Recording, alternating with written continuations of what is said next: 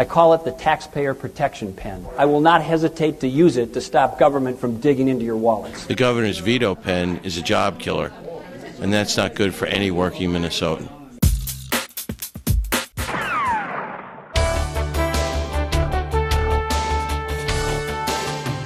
Our state is strong, feeding the world, exploring the wonders of cyberspace. Floods, fires, tornadoes, Prince, and Bob Dylan. Much of this area is built on solid rock. We're number one in sugar beets, sweet corn, green peas, and turkey. The I-35W bridge collapse and historic flooding across southeastern Minnesota to pull people out of the river with only a broom handle. Minnesota welcomed home more than 3,000 soldiers. We also laid some of our heroes to rest. I respectfully ask the legislature to pass the military and veterans package I proposed in November. Minnesota should continue to lead efforts to Americanize energy production. Mahmoud Ahmadinejad. I'm asking the legislature to approve up to $20 million in revenue bonds to fund low-interest loans for communities to encourage the installation of micro-energy technologies. Let's increase the biodiesel requirement to 20% by 2015. I propose we purchase 3,000 acres of land along the shores of Lake Vermillion and dedicate it as our first new major state park in 40 years. I will create the 21st Century Tax Reform Commission that will recommend tax reforms for our 21st century economy. This commission will specifically focus on improving our climate by reforming Minnesota's tax laws. I still have an important tool to restrain taxes and spending. I call it the taxpayer protection pen, otherwise known as the veto pen. And as I think you know, I will not hesitate to use it to stop government from digging into your wallets. I call for Minnesota to join the many states that have capped property taxes. I'm very happy to be the governor of a state with 13,000 more dairy cows than just a few years ago. Strong differences of opinion exist regarding transportation funding. I remain hopeful we can overcome the politics and rhetoric of this debate and pass a bipartisan transportation bill this session. We need to make health care more affordable. I'm hopeful that a bipartisan agreement will soon be reached. The reform will change the way we pay for health care. Currently, we pay doctors for the number of procedures they perform. Instead, we should pay for quality of care and better health care outcomes. Some of the savings will also be used to extend health care insurance to more of the uninsured. We need to improve teaching, and we should start by expanding the talent pool for public educators in Minnesota. A world-leading summer training institute for Minnesota's math and science teachers. An educational iPod. State-of-the-art video games with enhanced graphics and sound. Imagine that power being applied to fourth grade math. May God continue to bless Minnesota for our next great 150 years.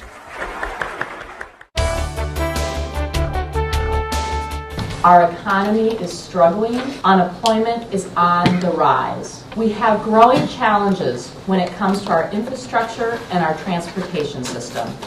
We're ready to pass a capital investment and jobs bill so that we can start breaking ground on public projects all around the state. We need to make sure our roads and bridges are safe and that Minnesota gets moving again.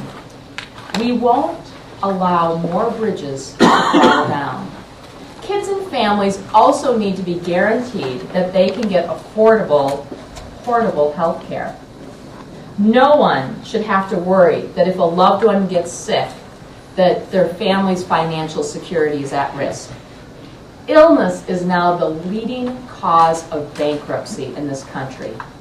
We need to change that, and we can do it by working in a bipartisan way to make more high-quality, affordable health care a reality in Minnesota. But you add up the initiatives there, his SEED initiative and his Veterans Initiative, they all cost money, and he doesn't propose how to pay for them. I think the governor's speech was higher on inspiration and definitely more vague on specifics, especially to our lagging economy right now. It was disappointing that the governor did not address more straight on how we can produce more jobs in this state and do our part together to reverse the 23,000 lost jobs in this state in the last 6 months and the very high unemployment rate. I think that was a real disappointment today. My name's Carol Nieders. I'm on staff with SEIU Local 284. SEIU is an international union. In Minnesota, we've got 4 locals representing over 20,000 workers. Well, I was looking for something that would help our members afford to move ahead instead of back with paychecks and take-home. Healthcare costs have gone up significantly around the school districts in the central part of the state here, and paychecks have gone down. And I didn't really hear anything that addresses your working family issues that we're dealing with on a day-to-day basis at the union. I'm Elliot Seid, and I'm the Executive Director of AFSCME Council 5. We represent 43,000 state, local, and nonprofit employees throughout the state of Minnesota. Well, we were hoping that the governor was going to say something about producing jobs and dealing with the recession we're in and dealing with the deficit we're in by talking about investing in services that will create a better economy for all Minnesotans. And we were very disappointed that all it had was empty slogans. The governor's veto pen is a job killer, and that's not good for any working Minnesotan. Minnesota is not doing as well as the national economy. Minnesota used to exceed the national economy. Now it does worse than the national economy. And every working family knows there's larger class sizes, higher tuition, high gas prices, with money going to the oil companies and not going to invest in roads, bridges, and transit. Working class families in Minnesota need good paying, good benefited jobs.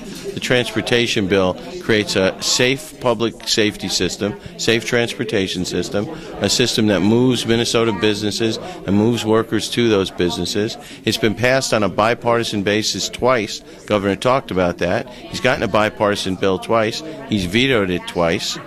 And the way the governor sets up transportation, he creates further burdens on the property tax. If the governor wants a fair transportation bill, he's gotten one twice, he's about to get one again. He needs to sign the bill. We have a crisis in this state. It's not a labor bill or a business bill. It's a bill to improve the economy of the state, keep Minnesota moving safely.